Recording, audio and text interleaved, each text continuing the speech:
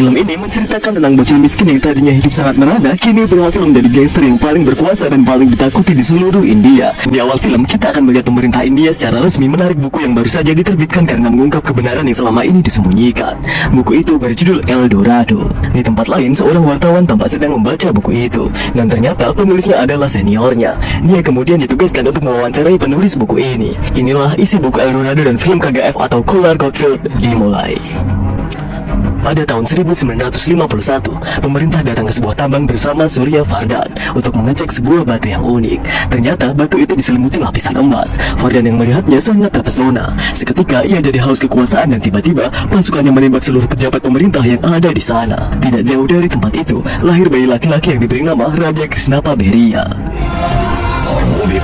Waktu terus berjalan, Raja tumbuh bersama ibunya di pemukiman kumuh, sedangkan Vardhan menjadi penguasa tambang emas dengan dalih tambang kapur yang telah ia sewa selama 99 tahun.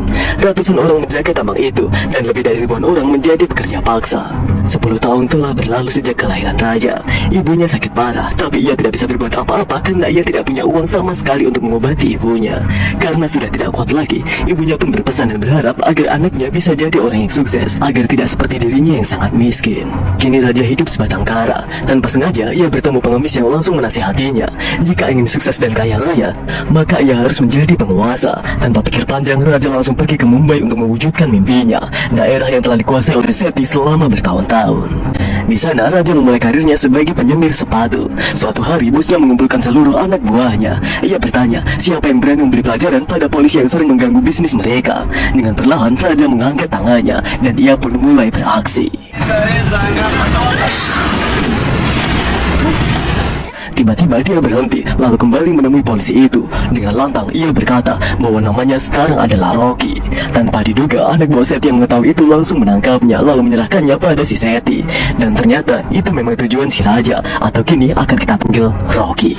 Tahun 1978, terjadi perang antara Amerika melawan Uni Soviet yang membuat harga emas semakin melonjak. KGF yang dipimpin oleh Vardhan menjadi semakin berjaya. Dalam mengelola tambang emasnya, ia dibantu oleh 5 orang.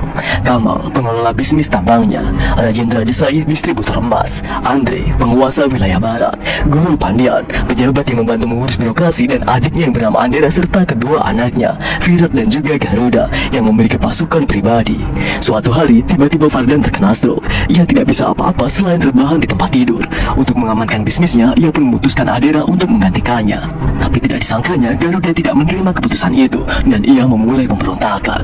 Sementara itu, seseorang bernama Inayat Khalil berusaha untuk menguasai Mumbai dengan menyelundupkan emas menggunakan 6 perahu. Dalam misi itu, ia dibantu oleh Dilawar.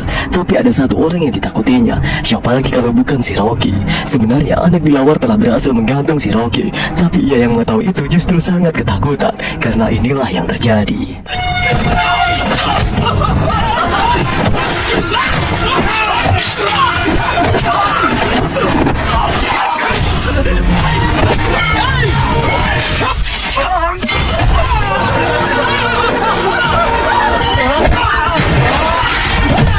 Dengan tenang ia mengejar anak Dilawar hingga ke pelabuhan lalu menggantungnya di sana. Rombongan perahu yang akan sampai pun langsung berputar balik setelah melihat ada Rocky di sana. Beberapa hari kemudian, bosnya si Sethi yang mendengar bahwa Rocky lebih ditakuti daripada dirinya berniat untuk menyingkirkan si Rocky. Tapi tiba-tiba, Andre yang menguasai wilayah barat datang ke sana. Ternyata tujuannya datang ke sana adalah untuk menugaskan Rocky dalam sebuah misi. Andre berjanji akan memberi kekuasaan di Mumbai menggantikan si Sethi jika ia berhasil menjalankan misi itu. Seketika, rencana Sethi pun langsung berantakan karena kini ia justru jadi bawahannya si Rocky. Orang-orang yang setia pada Rocky akhirnya memberi dukungan padanya, apalagi imbalannya adalah menguasai Mumbai. Sesampainya di kota Bengaluru, tempat ia menjalankan misinya, ia melihat seseorang sedang dipukuli. Ternyata yang memberinya perintah adalah wanita bernama Rina. Rocky pun langsung jatuh cinta pada pandangan pertama.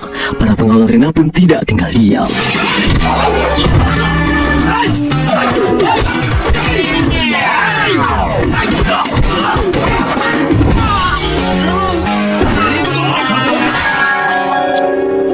Ternyata Rina adalah anak Rajendra Desai. Jika ingin mendapatkannya, ia pun juga harus menghadapi Kamal terlebih dahulu. Beruntungnya, Rina tidak menyukai Kamal. Rocky diberitahu misinya, yaitu menghabisi Garuda. Rocky mengiyakannya begitu saja tanpa mengetahui tujuan misi itu dan siapa Garuda itu. Pada strategi yang disusun, ia harus menghabisi Garuda saat di perjalanan mendatangi sebuah acara. Bahkan saat Rocky meminta fotonya, Rocky hanya diberitahu bahwa ia akan tahu mana Garuda saat semua orang berkumpul. Sementara itu, Kamal mendatangi Rena dan berjanji akan menangkap orang yang memukuli anak buah mereka tanpa ia tahu bahwa Rocky adalah bagian dari mereka yang ditugaskan untuk membunuh Garuda. Kamal mengerahkan seluruh anak buahnya untuk mencari Rocky di sebuah hotel. Rena pun juga tak mau ketinggalan. Tapi tidak disangkanya, Rocky malah langsung menarik Rena masuk dan hampir mengajaknya belajar praktek biologi. Tapi niatnya ia urungkan karena harus menghadapi anak buah Kamal.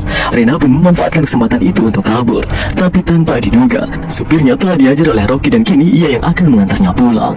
Dalam perjalanan, Rocky berusaha merayunya, tapi Rena tidak peduli. Hingga tiba-tiba Rocky melihat ibu yang menggendong anaknya dan rotinya terjatuh di tengah jalan.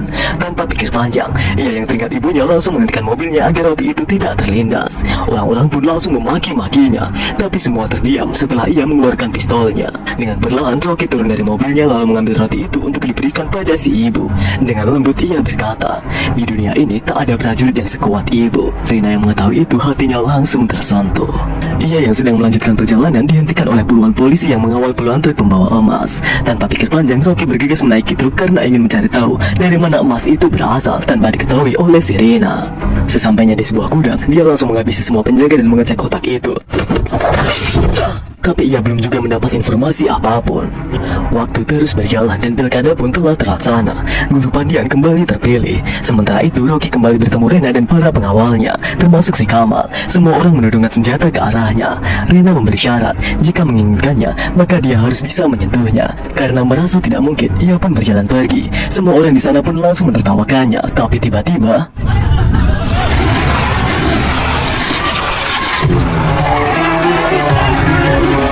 kini dengan mudah ia bisa menyentuh si Rena, tapi ia tidak melakukan hal itu untuk menghargai Rena sebagai seorang wanita. Tidak lama kemudian ayah Rena datang ke sana. Ia memberitahukan bahwa Rocky adalah anak buah yang bertugas menghabisi Garuda. Sekaligus dia ke sana untuk menyusun strategi bersama si Rocky, karena Rocky menolak rencana sebelumnya yang beresiko mengorbankan banyak orang tak bersalah.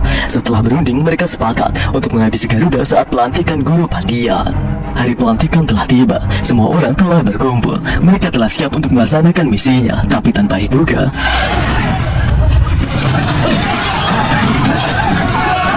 misi mereka ternyata telah terbongkar. Dengan tenangnya Garuda berjalan menunjukkan patung yang dibuat khusus untuk mengenang kejayaan ayahnya. Tapi ternyata saat dibuka, itu adalah patung dirinya yang ingin membuat kerajaan lebih besar daripada ayahnya. Untung saja Garuda tidak menghabisi Rocky dan para pemberontak lainnya. Dia hanya memberi kertakan dan memberitahu bahwa ia bisa menghabisi siapapun kapan saja ia mau. Sebagai tanggung jawab kegagalan misinya, Rocky hampir ditembak oleh si Kamal. Namun tiba-tiba Rocky mengangkat tangannya, seperti yang dilakukannya saat masih kecil. Sebagai pertanggungjawabannya, dia bersedia masuk ke markas Garuda untuk menghabisinya di sana. Di pemukiman dekat KGF, para pasukan KGF sedang menangkap para warga sipil untuk dijadikan budak. Tidak lama kemudian Rocky datang ke sana dan ia pun mulai beraksi.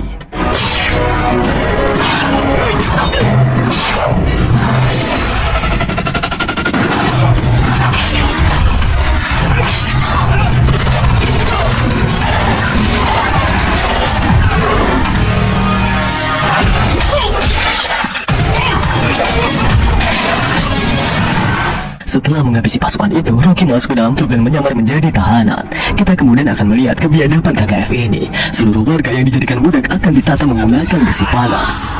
Hari pertama ia menjadi budak telah tiba. Di sana Rocky bisa melihat istananya Garuda. Ia bersama pekerja lain kemudian turun 900 meter ke bawah tanah. Di sana Rocky menemukan batu yang diselimuti emas yang membuat tersadar bahwa emas yang selama ini dikawal polisi berasal dari sini.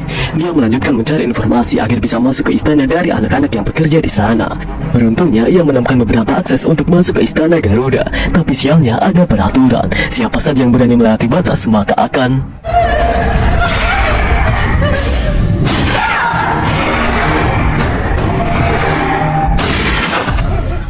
Rocky yang terus berusaha mencari jalan menuju istana Garuda mendapat informasi bahwa ia harus melalui maintenance room. Setelah mendapatkan jadwal bekerja di maintenance room, dia lalu mengambil pita menuju istana Garuda. Dia kemudian meledakkan truk untuk memberi kode pada Andre dan tim lainnya bahwa ia masih hidup. Garuda sangat kaget mengetahui ada keributan di budak-budak yang belum pernah terjadi selama ini. Tanpa pikir panjang, Vanarama mengumpulkan seluruh budak dan mengancam akan membunuh mereka semua jika tidak ada yang mengaku membuat keributan itu. Rocky sangat ingin membela mereka semua, tapi ia tidak bisa melakukannya karena beresiko penyamarannya ketahuan dan dan misinya kembali gagal. Tanpa diduga ada pekerja yang menyerahkan dirinya. Ia mengorbankan dirinya demi melindungi istrinya yang sedang hamil. Tidak lama kemudian, istri pekerja itu melahirkan.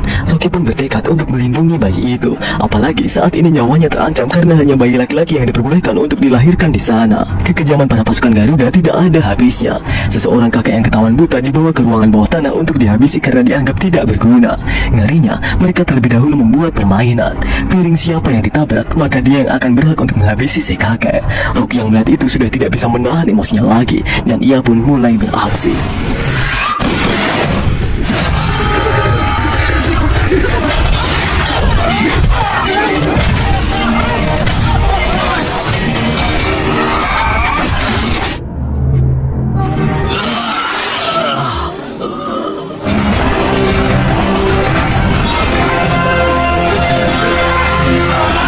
Rocky lalu menyuruh seluruh budak di sana untuk membakar para penjaga yang telah ia habisi.